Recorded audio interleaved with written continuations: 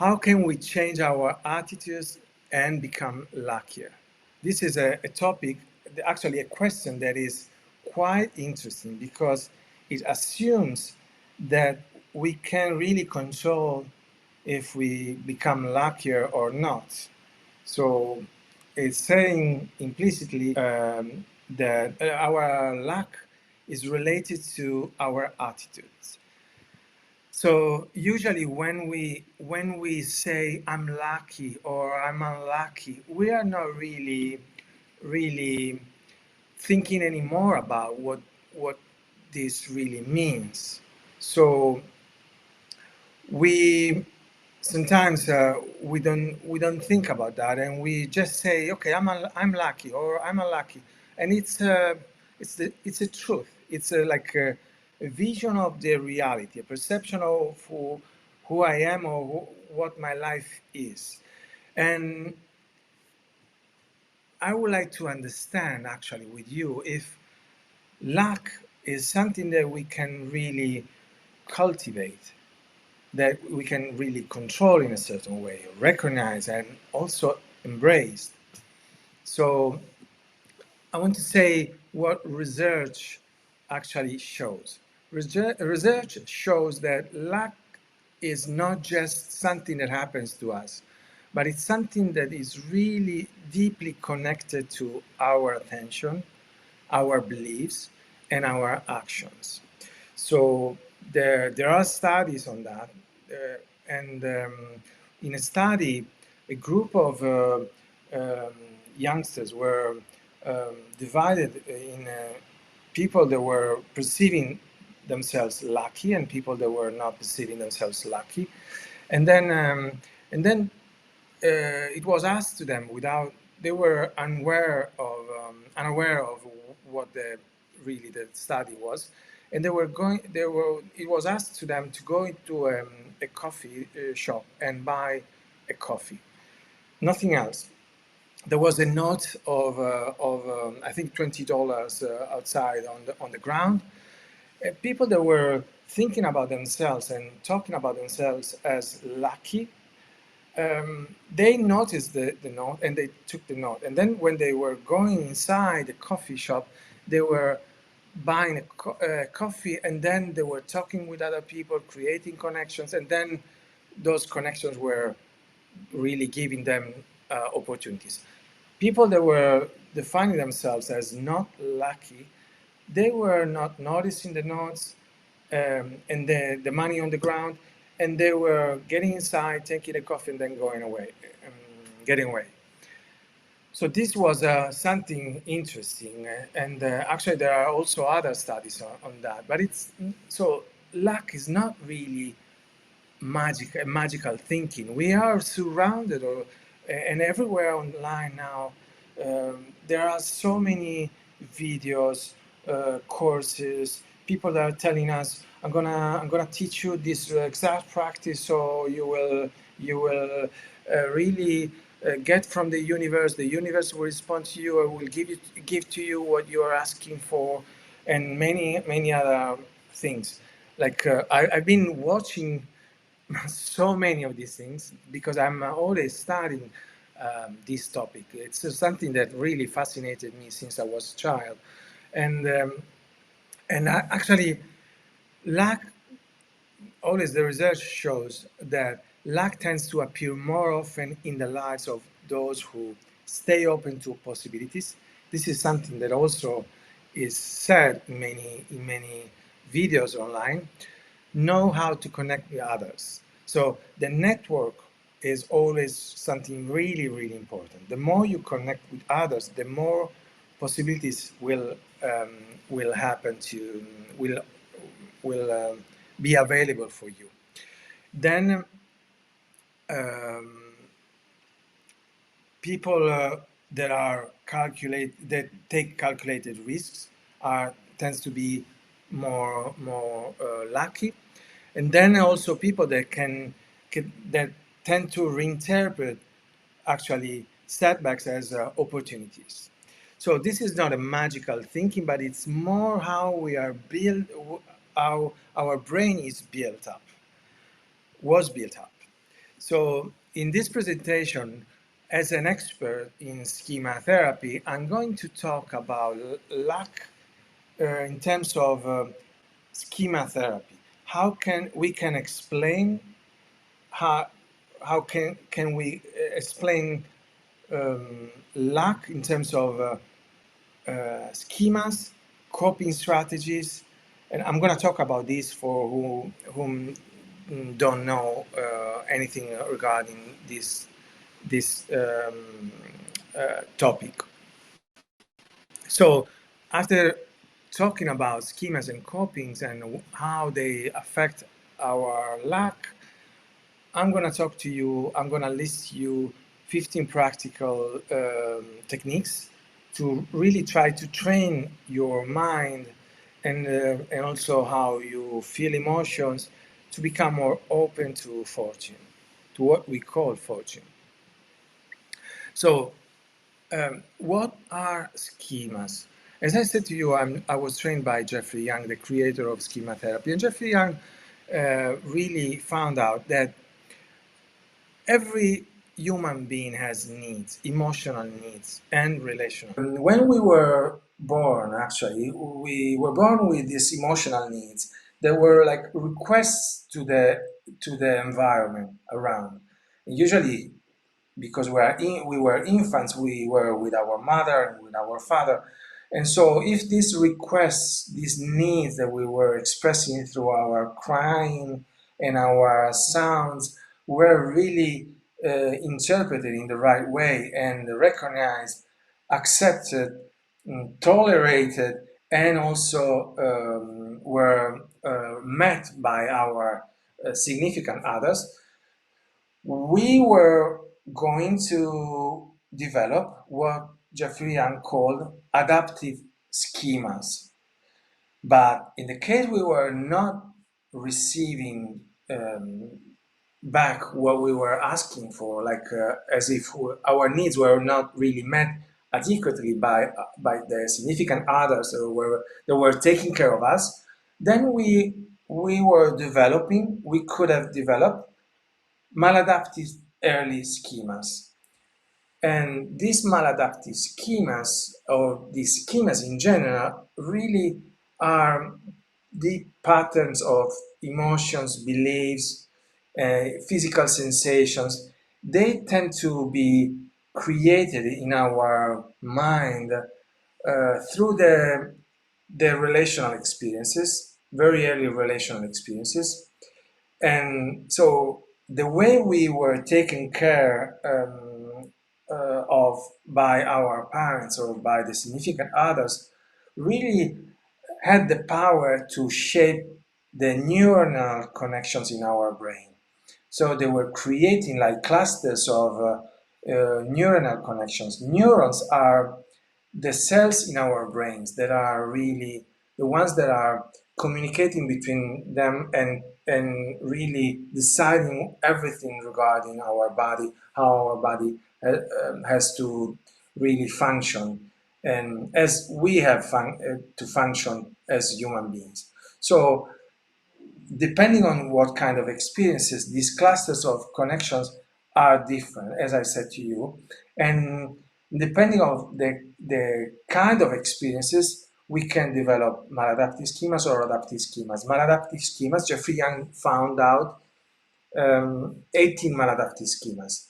And these schemas, as I was saying to you, are like softwares of computers. So when they are formed, actually, they push us to really scan the reality, watch the reality, being related to the reality in a specific way, depending on the kind of experiences that we had and that created those schemas, those computer softwares in a certain way. It's just a metaphor, obviously. We are not computers, we are human beings, but it's just to say that once they are created, these schemas have the power to really make us focusing on specific aspects of the reality and not others, maximize them, amplifying them, and then interpret them in a specific way. So we at the same time we can be really overwhelmed by physical sensations and emotions. We are flooded by hormones at a specific moment when these maladaptive schemas are activated, and we can have physical reactions, emotions very strong, and we can really think about specific situations that we are living or what we are feeling, many different thoughts that we can give many different interpretations depending on what kind of schema is activated, what kind of schema was activated, is activated, and obviously, as I said to you, each schema is different depending on what kind of experiences form that schemas. So to give you an example, I'm going to give you many examples now, but to give you an example, if I was really, if my emotions were not really recognized and they were not really accepted, they were not really met, or my needs of being recognized with my emotions was not met, then I could develop an emotional deprivation schema. If I was mistreated or even abused, I could develop a mistrust abuse schema, and so on. When these schemas, when we face specific events in our actual life that even vaguely reminds us the original experiences that created those schemas, these schemas are triggered, and then we start to feel very strong emotions and think and interpret things in a different, in a specific way, depending on what the schema is. Okay, and these schemas are rigid, painful patterns, and they can distort our perception of the reality, and they also can create big suffering, as I said to you. Obviously, when these schemas are activated, we as human beings don't want to suffer, so we tend to do certain things. We tend to use certain coping behaviors. And these coping behaviors, actually, when we were children, were coping strategies. And they started to become used in always more situations. And they could even had become a part of our personality. I'm going to talk to you a bit more about that. These kind of coping strategies that we learn to use in order to try to avoid the activation of certain specific schemas, or that we try to use in order to manage the activation of certain schemas or our emotions, are surrendering coping strategy. So we tend to live inside of the schema, inside of what the schema really makes us think and feel.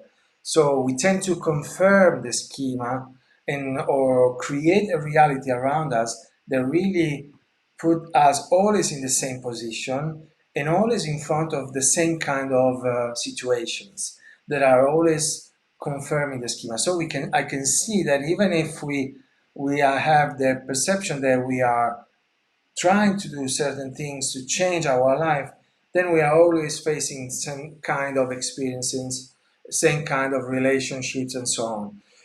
Avoidance, it's another coping strategy. So we try to escape from situations that could really activate our schemas, or we try to really dissociate from emotional states or physical pain. And then we have overcompensation, that is like acting in the opposite direction of the schema. So if I was feeling defective, there's a schema that is called effectiveness and shame schema. If I was feeling defective because I had this schema, then I could start learning to manage this schema, making others feeling defective. So treating them badly, judging them, putting me on a spotlight, and then really showing off and trying to think, showing that I'm the best one, or the best one, that I'm better than others in anything. So these copings very frequently could be rigid and become like coping styles. So one person could really use these copings in many different situations.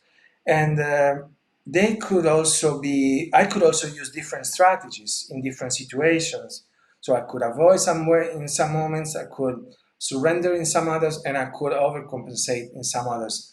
So it could be even related to relationships. So as I was saying, schemas are like filters, or we can call them like glasses that we put in front of our eyes. We have in front of our eyes, and they really show us a reality depending on the what the schemas are. So the reality is not really always the same for everybody at the same moment. The reality could be really different depending on what glasses we have or what schemas are activated in us, as I was telling you. So there's a phase in which we scan the reality, and we are really struck by specific informations, and there are moments in which these informations are interpreted outside of our awareness, and then what we start to feel strong emotions and think negative things. So, for example, someone with a failure schema may see opportunities but interpret them as not for me because they think they will fail. So you can see that in scanning the reality in a really first phase of percepting something, I could immediately have like a filter that says, "Oh, this is not for me. I'm gonna fail."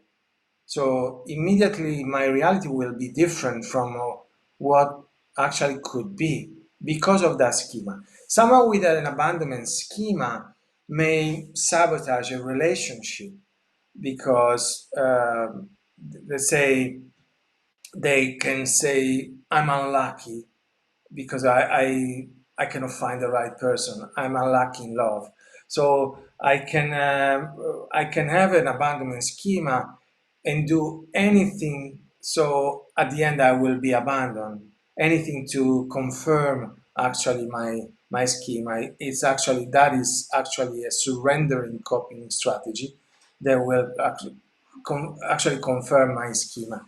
And then let's say another example, someone with entitlement may chase opportunities at the beginning, but then lose them because they will maybe uh, behave in a way with others that will be really they will actually provoke certain reaction by others and then lose these opportunities.